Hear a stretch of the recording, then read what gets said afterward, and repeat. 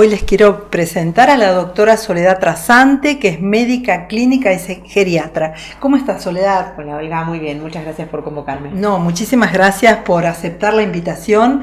Me pareció muy importante este tema y ella está formada, capacitada, muy bien informada en este tema que es bastante novedoso. Son las directivas anticipadas. ¿Qué significa esto, Soledad?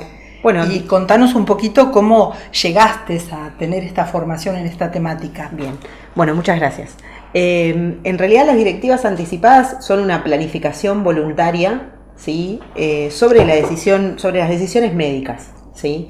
Y si bien es un tema que ahora está muy en boga, hace muchos años que se viene trabajando sobre este concepto. Es un concepto que llega a la medicina, sobre todo desde la medicina anglosajona, y tiene que ver principalmente con decidir cómo queremos, ante un momento planificado en el que no podamos tomar decisiones sobre nuestra salud, qué hacer y qué no hacer. Y eso habla un poco de las decisiones compartidas con el médico, ¿sí? Sobre todo cuando no podemos expresar nuestra voluntad, y esto ocurre ante situaciones críticas, ¿sí? Esto puede ser a cualquier edad de nuestra vida, pero muy frecuentemente, y esto voy a traer a colación un poco mi formación, es bastante frecuente que se converse con los adultos mayores. Bien. ¿Por qué? Porque estas situaciones críticas que nos llevan a tomar este tipo de decisiones están relacionadas con el final de la vida.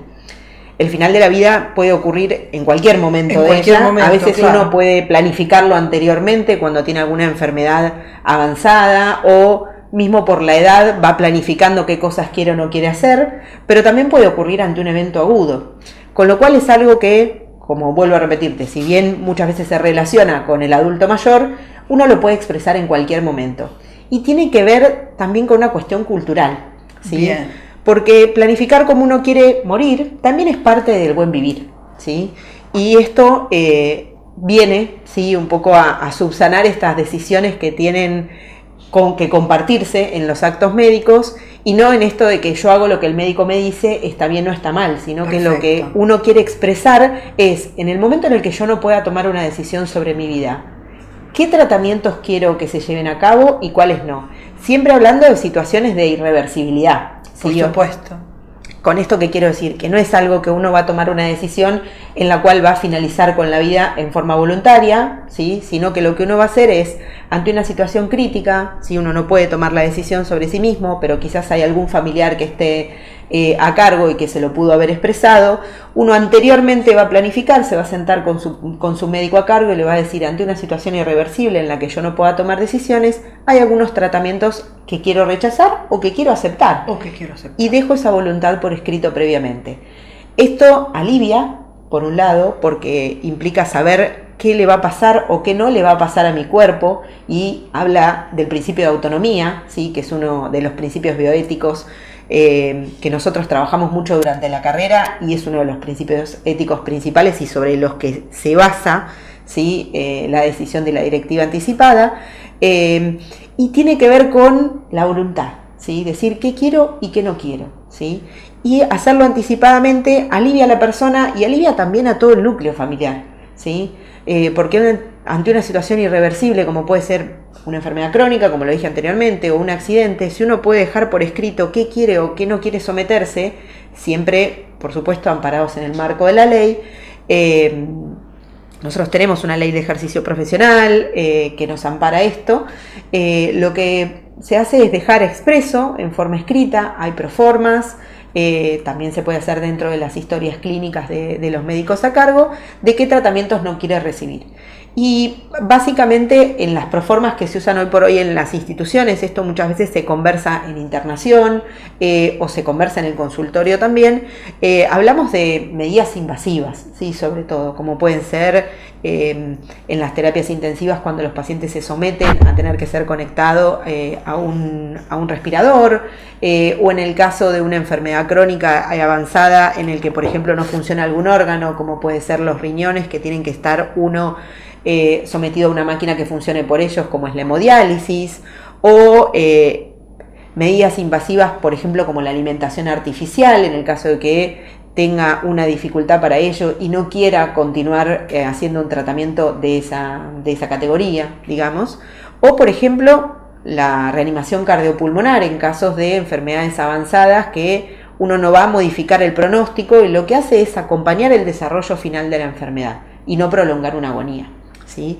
Esto muchas veces nos toca hablarlo en situaciones críticas cuando la persona no pudo pensarlo, y esto recae muchas veces en las familias, y esta planificación anticipada, esta directiva anticipada, lo que permite es evitar eso, ¿sí? Porque el profesional lo puede tener por escrito, el paciente lo pudo haber dejado expresa su voluntad en la historia clínica de la institución o del consultorio del profesional, y eso se respeta, ¿sí?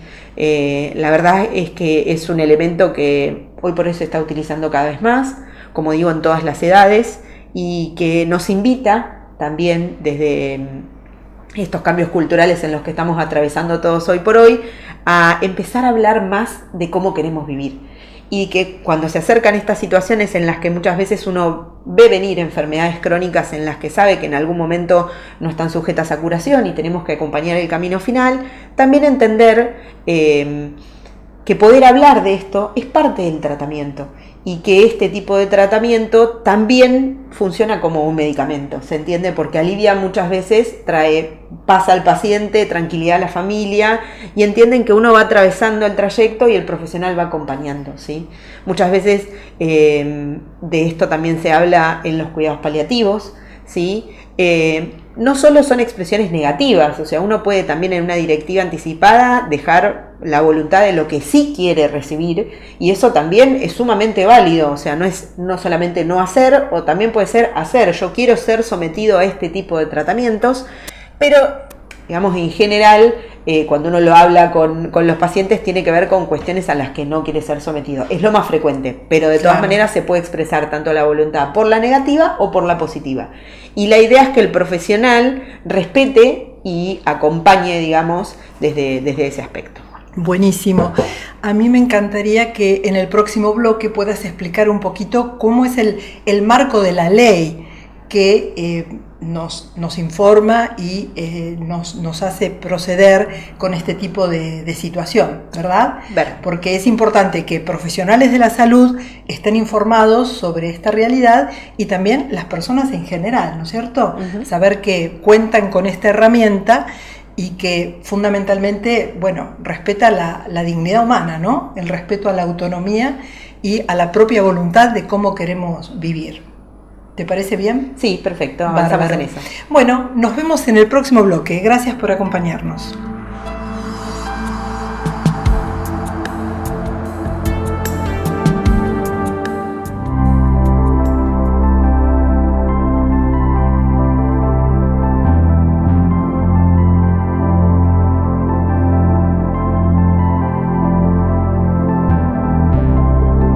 Clínica de Ojos Tandil. Nos especializamos en microcirugías, atención en oftalmología especializada. Horarios de atención de lunes a viernes de 8 a 20 horas.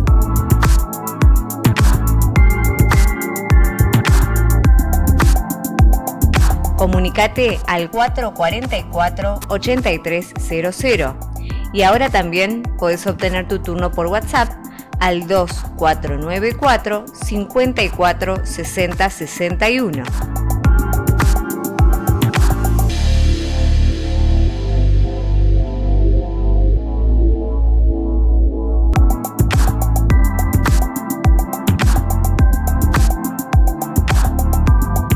Avenida Santa Marina 760, clínicadeojostandil.com.ar. Instituto de Diagnóstico por Imágenes. Trabajando con tecnología de avanzada y actualización permanente, junto a un equipo médico y humano con profesionalismo y calidez.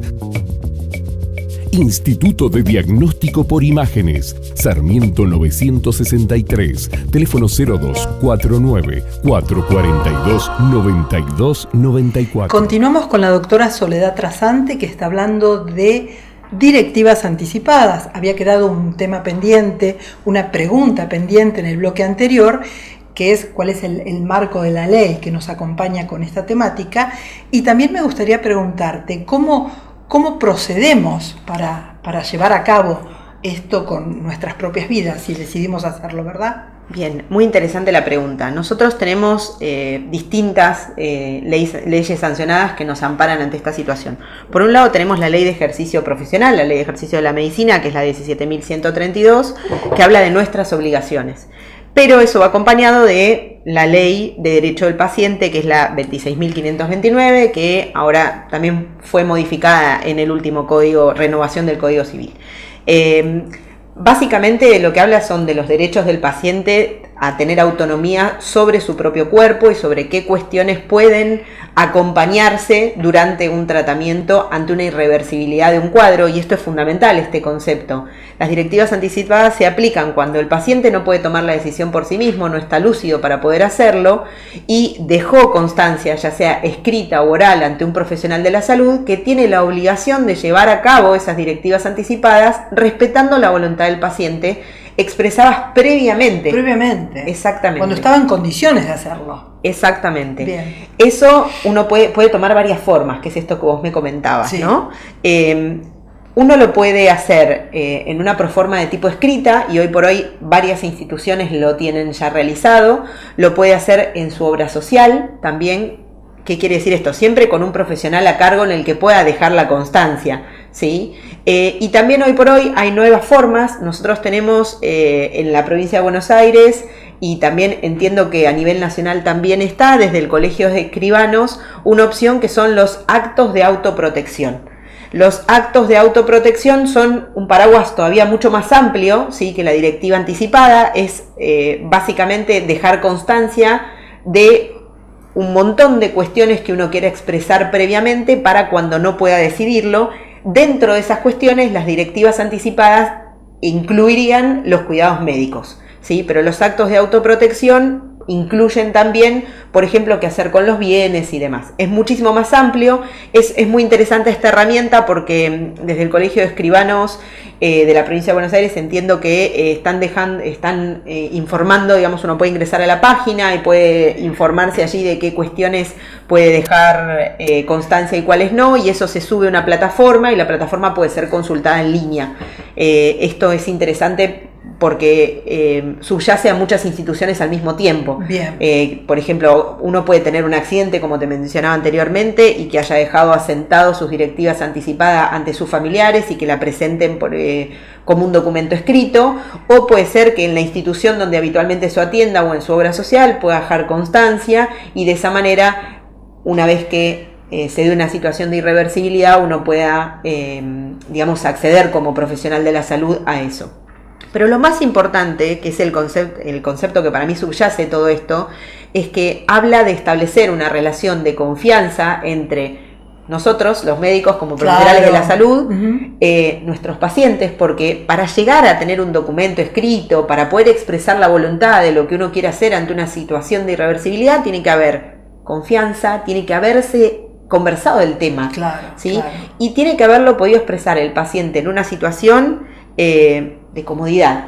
Inclusive la directiva anticipada no exige sí o sí que tenga que haber un documento escrito. Si lo hay, muchísimo mejor, pero si el paciente lo pudo expresar y pudo dejar constancia con el médico puede, ¿sí?, traerlo a colación. Obviamente nosotros los profesionales tratamos siempre de tener algo por escrito, porque muchas veces cuando es una situación de tipo de mucha angustia, donde hay un núcleo familiar que a veces incluye a varias personas, que por ahí, por ejemplo, es una persona, un adulto mayor que tiene varios hijos, a un hijo le expresó su voluntad, al otro no le expresó su voluntad, y hay disidencia. Bueno, ante esa situación el profesional muchas veces tiene, si el paciente no lo dejó por escrito, tiene que informar lo que ocurrió bajo un lugar completamente íntimo, que es la consulta, sí, la consulta, y a su vez abrir esa información. Claro. Nosotros estamos habilitados a esa situación.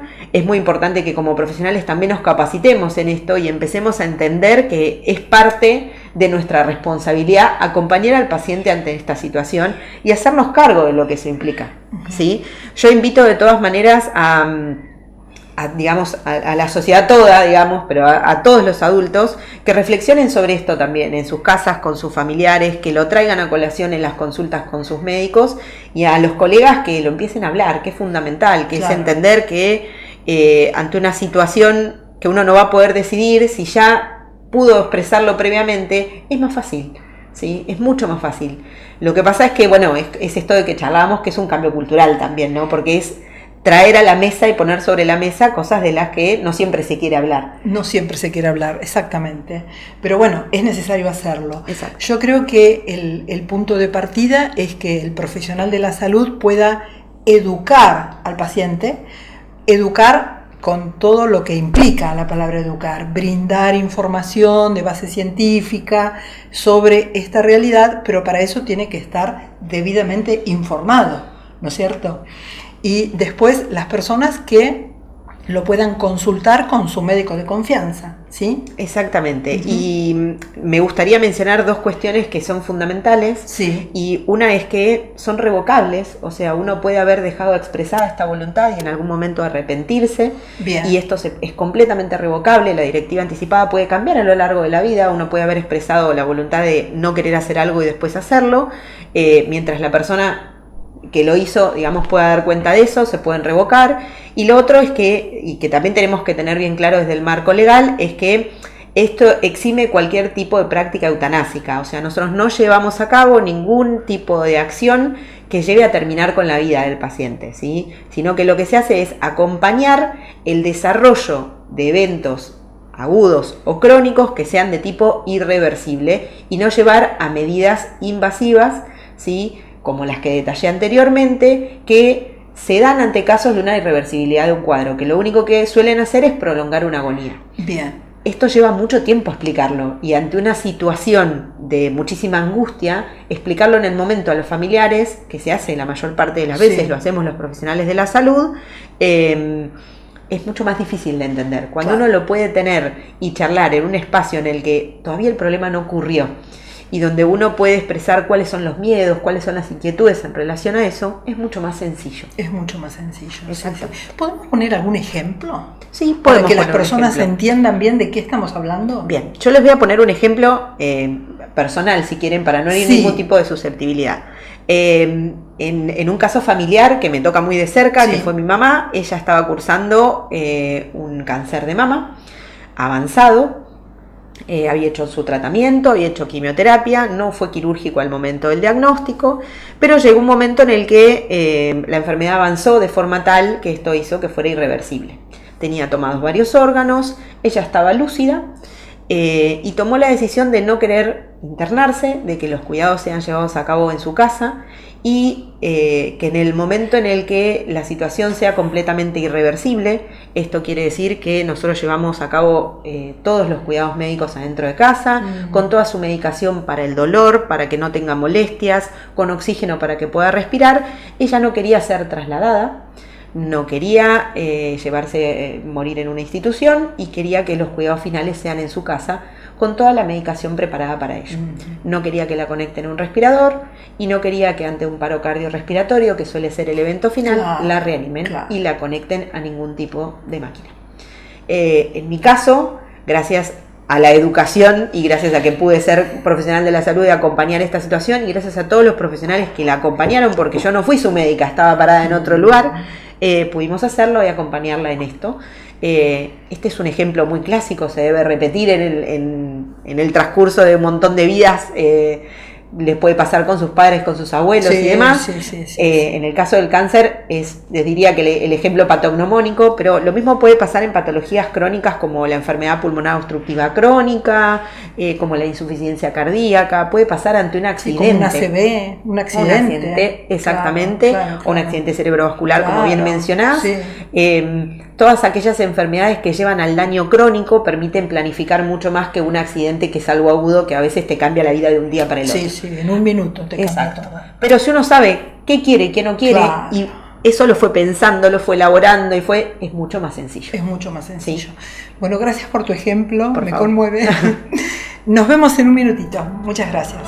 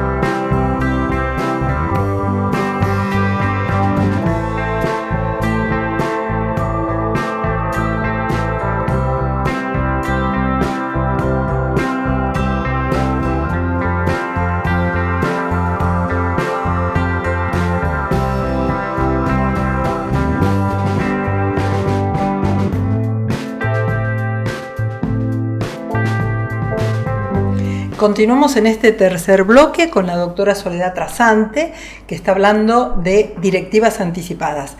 Tenemos muy poquito tiempo como para redondear el tema, Soledad.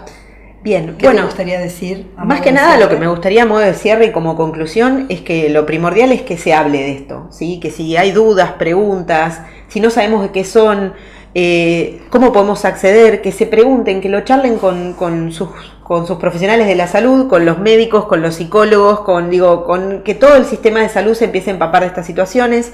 Está buenísimo que en las instituciones también se hable, ¿sí? Que empiecen a aparecer cada vez más proformas. Cuando digo proformas muchas veces se invita a los pacientes a completarlo. Mire, usted tiene disponible esta posibilidad que es dejar su directiva anticipada por escrito. Y también invito a los colegas, a los profesionales a capacitarse en esto, a entender que esto nosotros tenemos la obligación de acompañar en el transcurso de la vida y que me parece que es fundamental que nos capacitemos en estos temas. Esto habla también, digamos, de extendernos más allá de lo que habitualmente fue el cuidado médico y me parece que tiene que ver con un avance, ¿sí? Con esto de entender de que la medicina dejó de ser algo paternalista en la que las decisiones solo las tomamos nosotros. E invito a toda la comunidad a sumarse a esto, ¿sí? El mes que viene, digamos, en octubre, se va a estar dictando en Tandil nuevamente el Congreso de Gerontología, donde vamos a hablar de este y otros temas. Yo voy a estar dando una charla con gente del Colegio de Escribanos que van a ampliar un poquito más la parte legal y lo que son los actos de autoprotección, así que van a estar las invitaciones seguramente en breve. Y los invito a participar, ¿sí? Y a preguntarse qué es, simplemente acercarse, porque eso realimenta y hace también que se mueva el avispero y que todo el tiempo estemos buscando respuestas. ¿Sí? Claro, eso por es supuesto. clave. Bueno, por lo menos que sea un buen disparador para que el tema pueda ser llevado a la casa, ¿no es cierto? Y poder ser hablado con los otros integrantes de la familia. ¿No es cierto? Exacto. Bien. Bueno, muchísimas gracias. Gracias a vos por la Ya queda, la doctora Soledad Trasante, atiende en ICTUM. Tenemos en el programa la dirección, el teléfono, todo lo que tenga que ver con ICTUM. Trabajamos juntas ahí, sí. Yo como sexóloga un día a la semana, así que les invito a que puedan buscar un poquito de información en ese espacio. Muchísimas gracias, Sole. Gracias a vos. No, un placer. Muchísimas gracias a todos los auspiciantes de este programa, también a todas las personas que me siguen semanalmente, a María Peinados y a Ana Ríos de Aire, que me facilita la vestimenta para estar acá presente. Muchísimas gracias, hasta la próxima semana y les invito a ver el programa en el canal de YouTube Salud y Educación TV. Gracias.